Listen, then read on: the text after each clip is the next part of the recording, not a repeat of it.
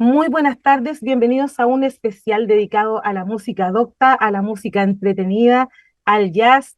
Estamos hoy día con Ricardo Álvarez Bulacio. Él es profesor del Instituto y Conservatorio de Música de la Pontificia Universidad Católica de Valparaíso, la mítica casa de estudios que está en Cerro Concepción, y además nos trae una espectacular noticia para toda la gente que ama el jazz. Bienvenido, Ricardo, ¿cómo estás? Bienvenida Raquel, gracias, muchas gracias por la invitación. Bueno, sabemos que entre todas las cosas que realizas, también eres parte de Ricardo Álvarez Cuarteto. Cuéntanos un poco acerca de qué es esta banda musical que nosotros estamos acostumbrados a escucharla, pero no todo el mundo la conoce. Sí, este es un cuarteto, yo lo llamo de jazz latinoamericano, porque, bueno, hay un elemento latinoamericano en términos generales, no tanto de fusión como un grupo que sea de muchos arreglos, de mezcla, sino que más bien toma del jazz el elemento de que hay una melodía y después pasa a la improvisación. Pero siempre está el elemento de conectarse con el contexto latinoamericano, que es algo que siempre me ha gustado desde Congreso, que son de Quilpué en adelante, que fueron mi inspiración para dedicarme a la música. Y, y bueno, este grupo nació en un tiempo que yo estaba haciendo estudios de posgrado en el extranjero, en Inglaterra. Me llamaba mucho para tocar jazz, pero también nació la necesidad de tener repertorio propio. Entonces ahí yo combiné un poco una investigación que estaba haciendo sobre la música de la tirana, que era más bien musicológica, con aplicar algunos de esos ritmos y melodías que yo estaba investigando a un proyecto de jazz. Entonces así nació el primer disco, que se llama Why Not, que lo grabamos en el 2017 con músicos de allá. Nos fue bastante bien, tocamos en hartos lugares allá, clubes de jazz, algunos festivales. Y bueno, cuando yo regreso en 2018 a trabajar justamente al Instituto de Música y a radicarme acá en la región de Valparaíso, nació la posibilidad de poder volver a mostrar ese material acá en distintos lugares, en Club Vinilo, en Café Vinilo, lugares donde me llamaban para tocar. Entonces tuve que buscar músicos acá y por suerte encontré buenos colaboradores. Está Marcel Bruna en guitarra, que es de Valparaíso, que ha estado desde el principio en el proyecto. Cristian Baltasar, que es del norte, pero ya lleva bastante tiempo viviendo en Valparaíso. Y actualmente Felipe Ovalle en el bajo. Entonces, bueno, empezamos a tocar con ese grupo. Nos invitaron al Festival de Jazz de Valparaíso el 2020, también al Festival de Jazz de Punta Arenas, siempre mostrando el primer disco. Pero ahí nació la necesidad creativa de tener nuevo material, ¿no es cierto? O sea, justo vino la pandemia, entonces hubo un poco de mayor tiempo para reflexionar, para tener espacio para la composición. Y postulamos un fondo de la música para hacer lo que fue el segundo disco. Entonces eso es lo que acabamos de subir a las redes la semana pasada. Lo grabamos en Estudio Azul, acá en Agua Santa. Bueno, y en las composiciones empezó a nacer un poco esta conexión que he tenido con Valparaíso los últimos 5 años, trabajando todos los días ahí en el IMOS, yendo al Cerro Concepción, viendo los cambios que hemos tenido como sociedad también en el último tiempo. Y también viendo un poco el cariño que uno tiene a la ciudad y también ver el patrimonio también que a veces se nos olvida, se empieza a descuidar algunas cosas y creo que siempre hay que mantenerlo muy presente ese tema, haciendo ahora patrimonio de la humanidad. Y creo que es importante que haya esa preocupación permanente por los lugares que se van perdiendo. Entonces, claro, entre medio pasó lo del bar inglés, que se cayó la fachada, ¿no es cierto?, el 2021. Eso yo lo vi en un par de días la noticia, después desapareció. Yo iba al bar inglés un poco antes de la pandemia, incluso el tema bar inglés es un tema como que tiene ritmos peruanos, africanos, porque en realidad esa es la música que estaba tocando ese día, el grupo que estaba tocando, música porteña, digamos, ¿no? Por mucho que tenga el nombre el disco El Bar Inglés, en realidad es un buen representante de lo que es la multiculturalidad de Valparaíso. Entonces, bueno, el disco tiene ese título que es el tema, uno de los temas, pero también, bueno, le hago un homenaje al Gitano Rodríguez en un tema, que nosotros cuando fuimos a Punta Arenas nos pidieron que lleváramos repertorio de Valparaíso, entonces hicimos una versión del tema Valparaíso de Gitano Rodríguez. Y bueno, más que volverlo a grabar en este disco, quise hacer una versión que tuviera elementos de ese tema, pero un poco una composición nueva, más que, porque eso es lo que caracteriza a este grupo. En realidad, el repertorio es todo composiciones que hago, pero que trabajo con los otros chiquillos, porque la idea es que el jazz se renueve y tenga su repertorio propio. Entonces, entre los dos discos tenemos, todos los temas son originales y creo que la gente se siente un poco identificada porque son ritmos que son comunes. En este disco tengo un tema que tiene ritmo de cueca, que no lo había trabajado en el anterior. El primero es mucho más nortino, es mucho más inspirado en la música del norte de Chile. Pero siempre está la idea de ir incorporando las músicas que escuchamos, ¿no es cierto? En este contexto que es el jazz, porque el jazz igual tiende a ser un poco elitista y, y yo trato de siempre relacionarlo con la música que nos suena. Entonces creo que eso ha sido una clave del grupo, que en realidad hay gente que le gusta el jazz, que le gusta el grupo, pero también gente que no le gusta el jazz y que le gusta el grupo porque justamente sienten que la música les llega de alguna manera. Una pregunta, perdón, como había dicho, me gusta hacer preguntas preguntonas. Eh, Acabas de decir que el jazz es elitista y concuerdo en cierta parte contigo. ¿Ya? Es muy poca la visualización del jazz a nivel cultural del común de la gente, ¿no es cierto? Fuera de poder escuchar jazz en algún club bien exclusivo o simplemente en salas como la SCD o los mismos teatros municipales, ¿no es cierto? ¿Hay alguna forma de que este tipo de música se vuelva un poco más para la gente común y silvestre, sacándola a la calle, ya sea en una plaza, en un show de tipo cultural, municipal, no sé, alguna cosa de ese tipo? ¿Se visualiza eso para un futuro próximo? Sí, yo te diría que históricamente ha sido elitista también en Chile, y me refiero históricamente más al siglo XX, ¿no es cierto? Porque sobre todo, bueno, en los 80 era casi el Club de Jazz de Santiago el único lugar, un lugar no solamente que estaba en una comuna que no toda la gente tenía acceso, la posibilidad de tocar de los músicos ahí también era un grupo cerrado, entonces en todo sentido era un poco elitista. Pero yo creo que eso ha cambiado este siglo XXI. Ya han habido proyectos sociales bien interesantes, como la Conchalí Big Band, que es un proyecto social que se arma en la comuna de Conchalí, y donde ha salido un semillero de jazzistas que ahora se destacan y tienen sus propios proyectos. Y también en Valparaíso es bien interesante lo que está pasando. Yo creo que si bien no hay tantos lugares, hay un movimiento importante. Yo soy profesor de saxofón y veo que los muchachos van prácticamente todas las semanas a jam session, que son a veces en lugares que no son etiquetados como lugares de jazz, pero que sí tienen jazz una noche y que las nuevas generaciones pueden subir a tocar, qué sé yo. Y hay un movimiento bien interesante y para nada elitista, realmente muy contactado no solamente con las nuevas generaciones, sino que son generaciones que están bien, tienen un discurso, digamos, y bien conectados con lo que está pasando. Entonces yo creo que esa instancia de partida dejan al jazz como algo antiguo y lo van renovando. Mientras haya nuevas generaciones que les interese, el jazz no va a morir.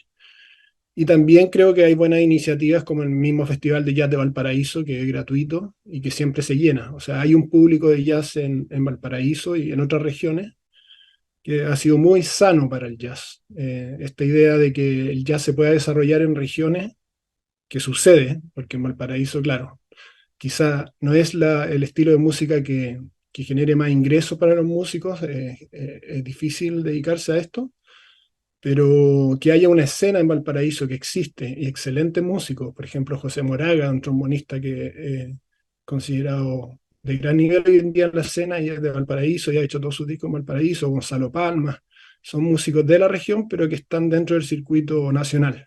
Entonces, yo creo que hoy en día no es para nada elitista, se puede ver en el jazz en lugares como el Café Vinilo, que no cobra una entrada sin consumo, y en general los lugares donde se puede ir a ver en Valparaíso básicamente es el consumo, lo que hay que, y a veces una pequeña entrada, pero en realidad lo que más falta a veces es público, a veces llega poco público por distintas razones, ¿no es cierto? Pueden haber muchas ofertas, pero bueno, la instancia que nos estamos conversando hoy día, que el lanzamiento también va a ser un concierto con entrada liberada y en pleno sector Varón, muy bien ubicado al lado de la Casa Central, ya hablaremos de eso.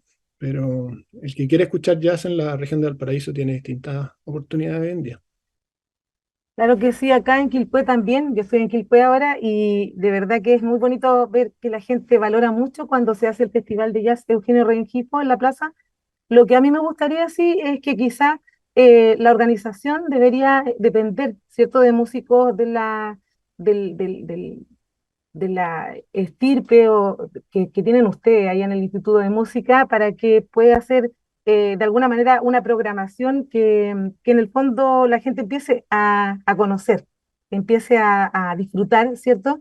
Y lo haga en familia también, ¿cierto? Porque claro, el vinilo es más para personas adultas, quizás eh, no tanto para la familia, pero en las plazas es entretenido porque van abuelitos, van niños, va la familia completa. Es muy bonito cuando uno lo ve. Pero sí quiero hablar yo de eso. Va a ser en la sala Obra Gruesa de la Cineteca de la Pontificia Universidad Católica de Valparaíso. La invitación es para todo público. Es este próximo martes 9 de mayo, un día especial, un día muy especial a las 7 de la tarde. Cuéntanos un poco acerca de este proyecto que ustedes presentaron y qué tan fácil es hacer o presentar o adjudicarse un proyecto, ¿cierto?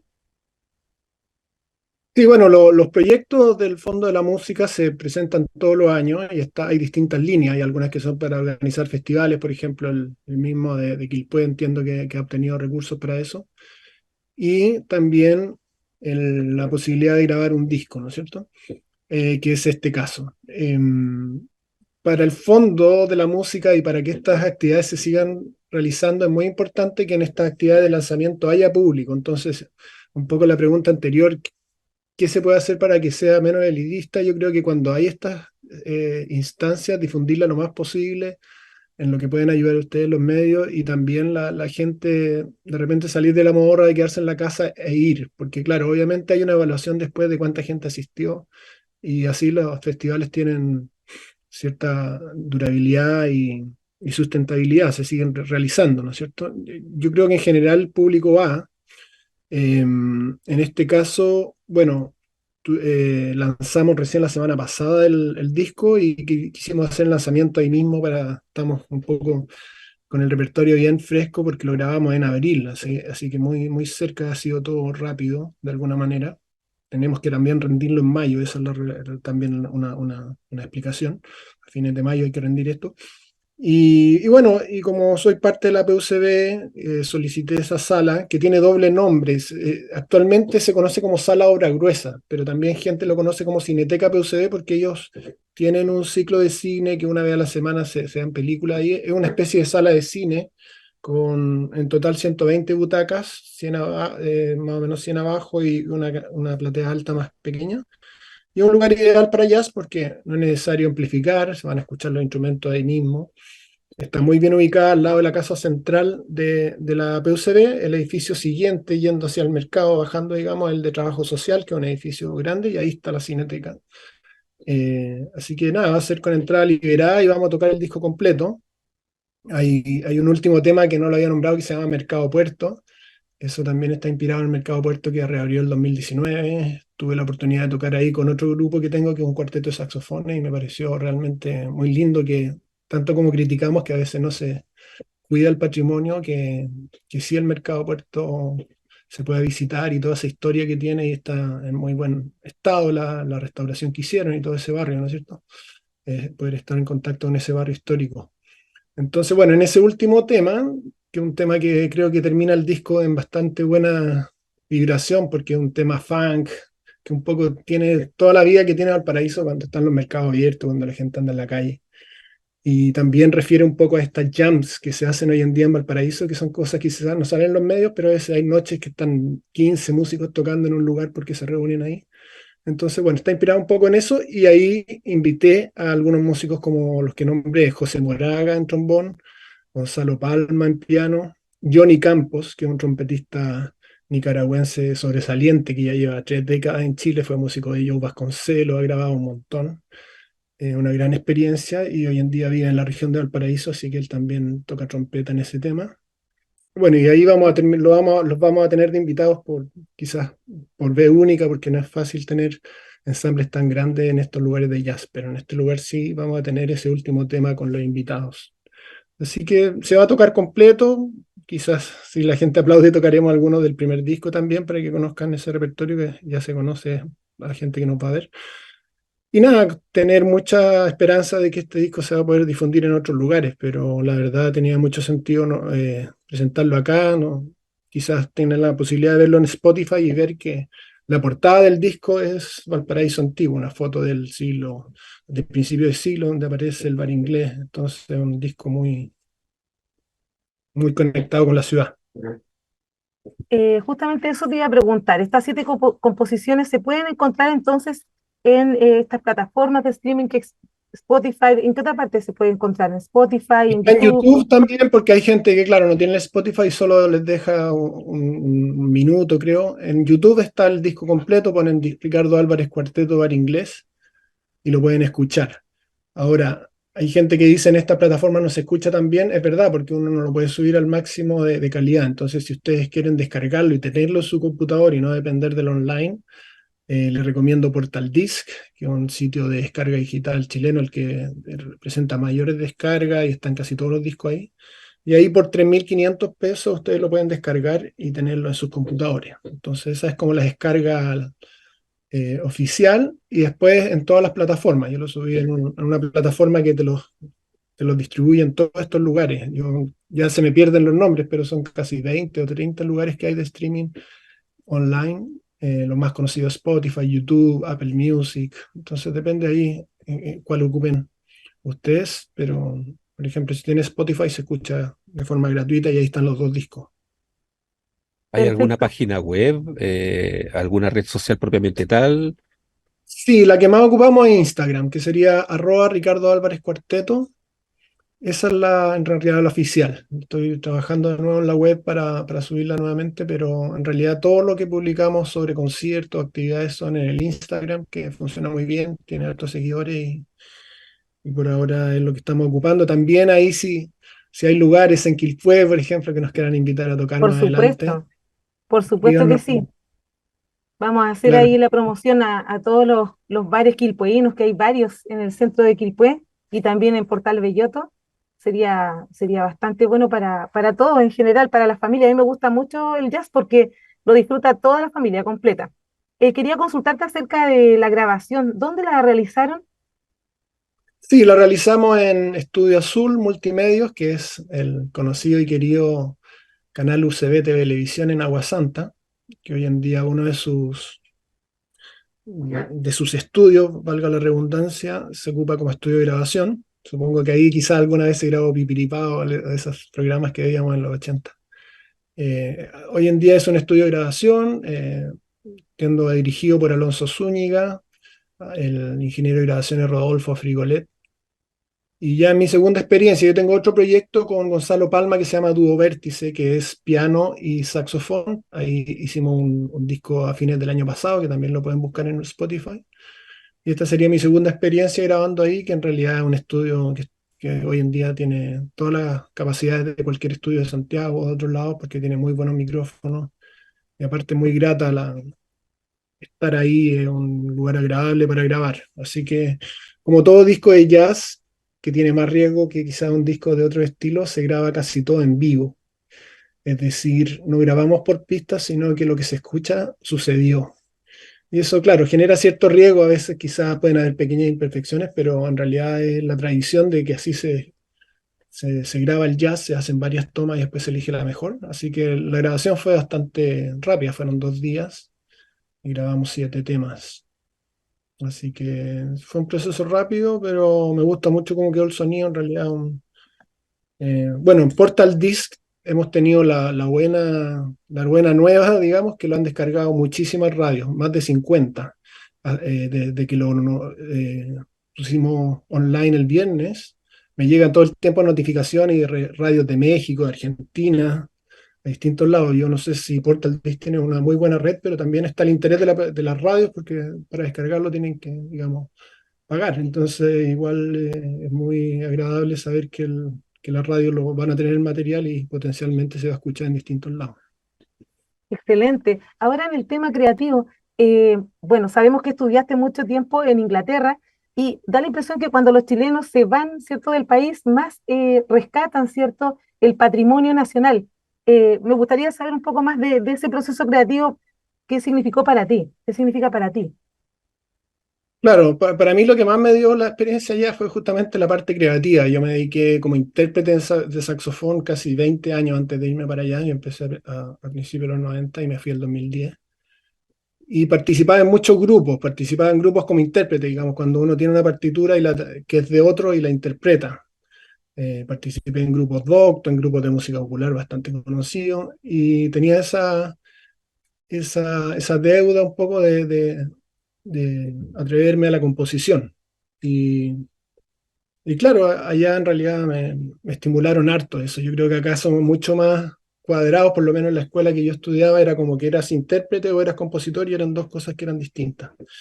En cambio, allá lo tenían más integrado y me instaron también hasta por cosas de derecho de autor y todo, para hacer un doctorado y grabar temas de otros necesitas una serie de autorizaciones. Entonces dijeron, ¿por qué no preparas el material tomando estas referencias que tienes, pero juégatela por componer tu propio material?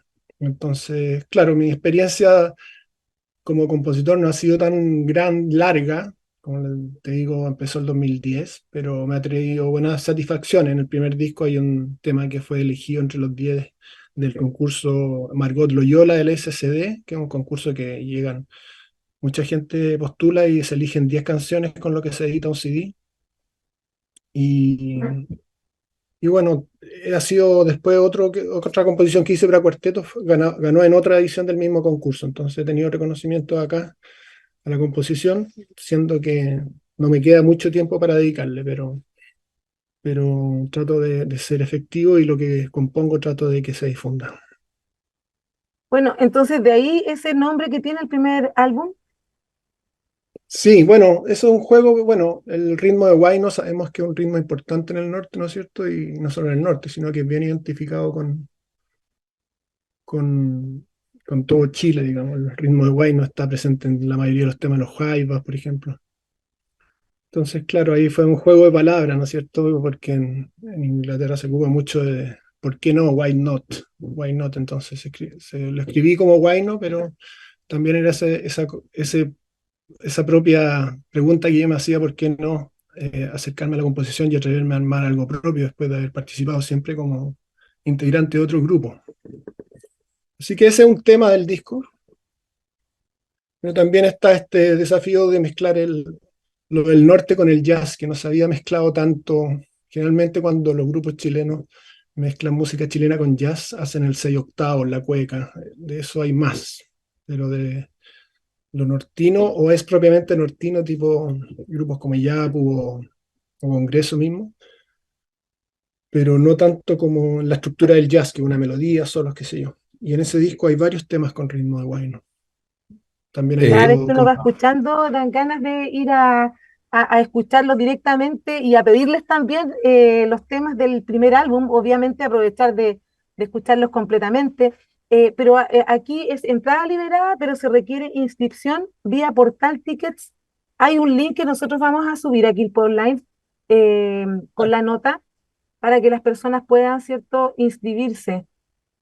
Sí, yo recomiendo que vayan de todas maneras porque hay bastante capacidad en la sala, así que si no se alcanzan a inscribir y están por el lugar, vayan. Pero Ya. obviamente tener el registro de la gente que se inscribe por Portal Dis nos va a dar una idea de cuánta gente va y todo eso. Y obviamente la gente que se inscribe por Portal Dis tiene asegurado su espacio. Pero como la sala es grande, recomiendo que vayan nomás, ya nadie se va a quedar fuera.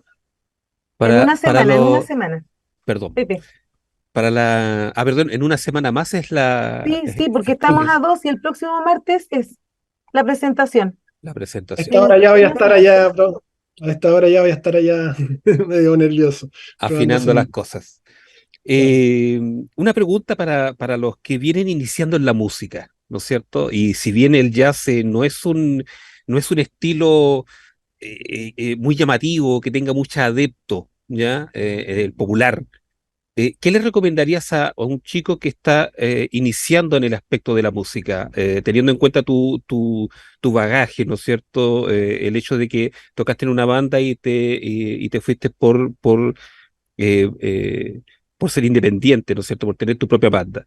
¿Qué le recomendarías a un chico que viene recién iniciando en la música, sobre todo en este aspecto del jazz? Sí, el jazz tiene como una historia bien clara y que va explicando los cambios que se van realizando después. Entonces, claro, alguien se puede interesar por el jazz más contemporáneo y partir desde ahí, pero en realidad, si uno escucha, por ejemplo, a Louis Armstrong, que es de los 30 y 40, ahí está muy clara la Me melodía, encanta. está muy claro el solo, después vuelve, es algo súper pedagógico de cómo funciona el jazz, que el jazz, la característica que tiene, que es distinta a cualquier otro estilo, es que tiene una parte en las canciones que es una composición en el momento, que es el solo instrumental. Y eso no está escrito ni nada. Toda la música docta está escrita, incluso el rock y todo eso, la gente hace un solo de guitarra, pero después en los conciertos generalmente imita el mismo solo porque la gente lo identifica como parte de la canción.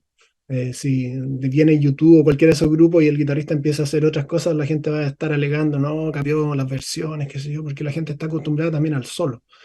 Eso no pasa en el jazz. La gracia del jazz es que cada vez se hace un solo distinto. Entonces eso le da una cosa bastante creativa por un lado, bastante impredecible y bastante que promueve que la gente vaya a verlo en vivo, porque lo que se graba es solamente la versión que se hizo en el estudio esa vez. Entonces yo recomiendo, claro, partir, si alguien no conoce mucho, de repente partir con cosas más simples, jazz más antiguo o tradicional que se llama, y si ya le gusta eso, pasarse a, por ejemplo, Miles Davis. Hay un disco muy famoso que se llama Kind of Blue, que es cuando el jazz empieza a bajar un poco la velocidad y los tonos, un jazz mucho más, podríamos decir, más introspectivo, y una música que es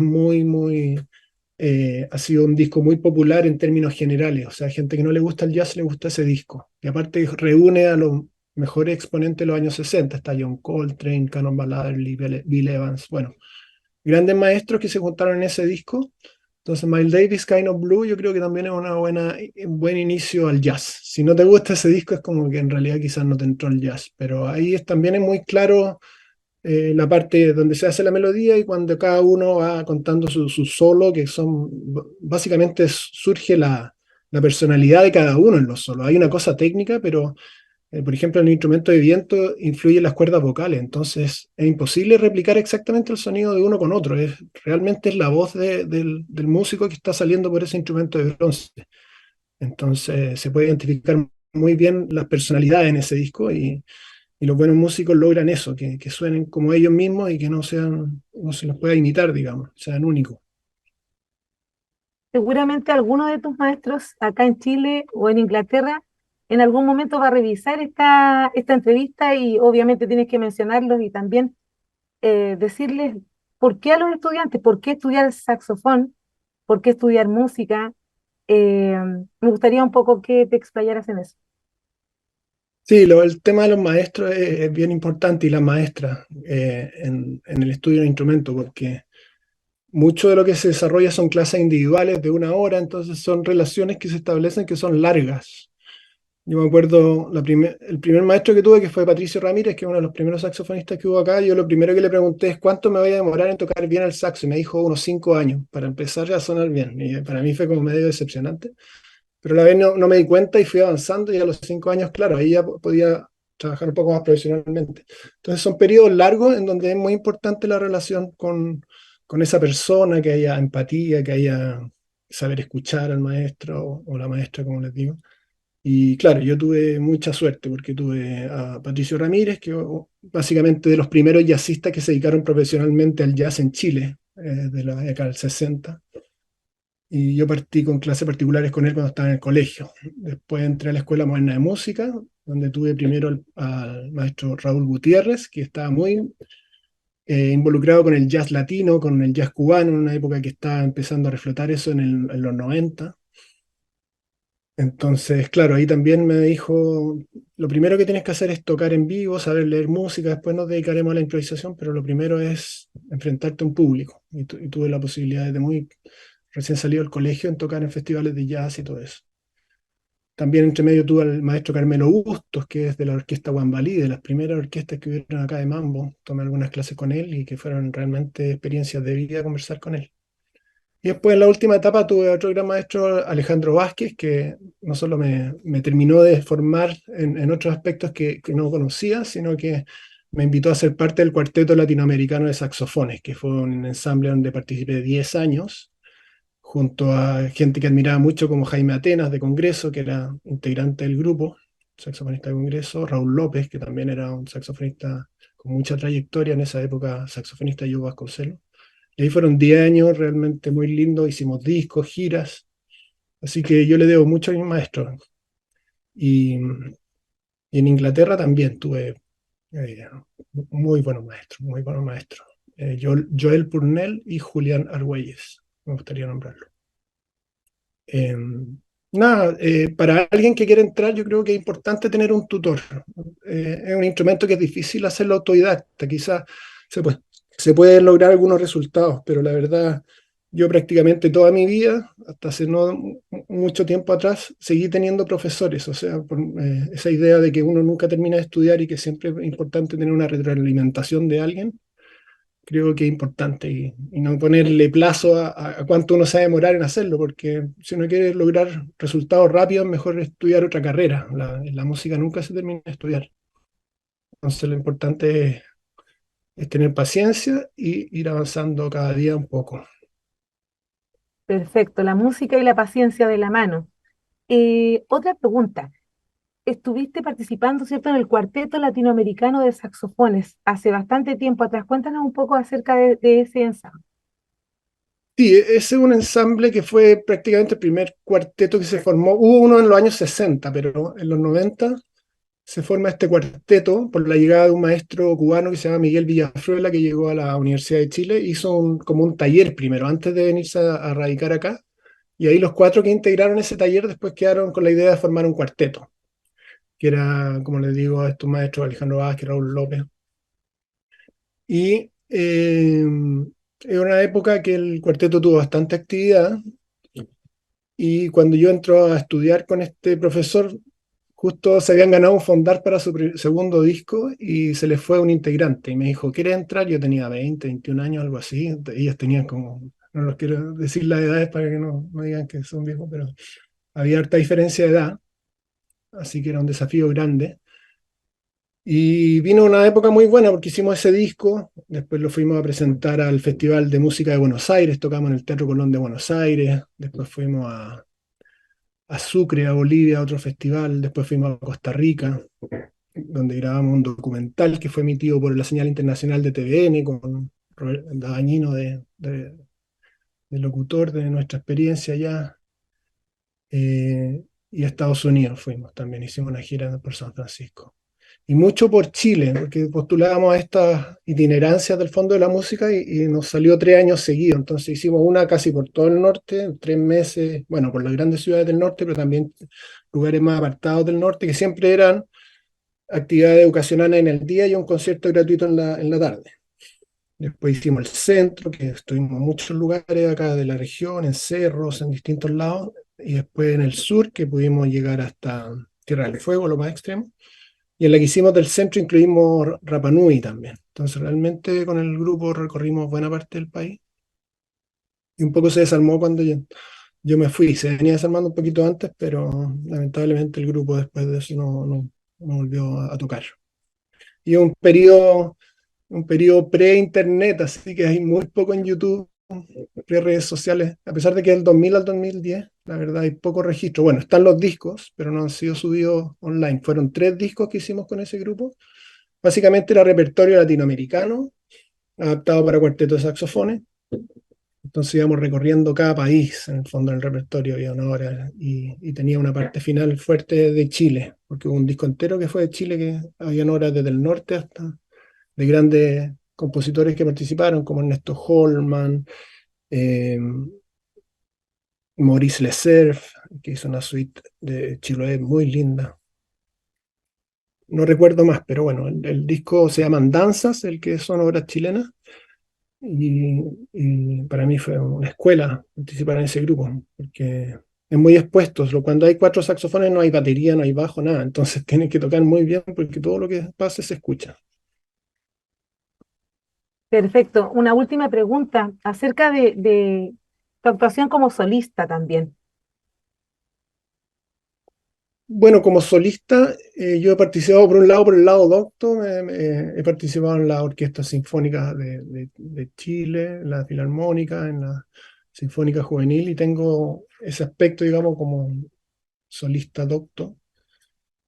Por otro lado, tengo el tema de ser músico de sesión, que también lo he ido desarrollando desde más o menos el 2000 y ha sido parte importante de mi trabajo también, porque he podido participar con músicos que admiraba y son bien destacados en la música chilena, como, bueno, grabé en el disco de Álvaro Enríquez, solista, con Carlos Cabeza, grabé en su disco de boleros, con Javiera Parra, con Ángel Parra Trío, con Chico Trujillo grabé varios discos. Ahora con el bloque depresivo también he tenido participación en sus discos. Así que para mí me gusta mucho que me inviten a esas cosas porque me gusta mucho la música popular en general y creo que todos los estilos se puede aprender. Así que siempre con la oreja abierta y tratando de aportar en esos proyectos. Entonces, ahora vamos a dejarte el micrófono para que puedas invitar a toda la gente para que ese día 9 de mayo podamos estar disfrutando todos juntos en la sala Obra Gruesa. Invítalos tú a las 19 horas, por favor.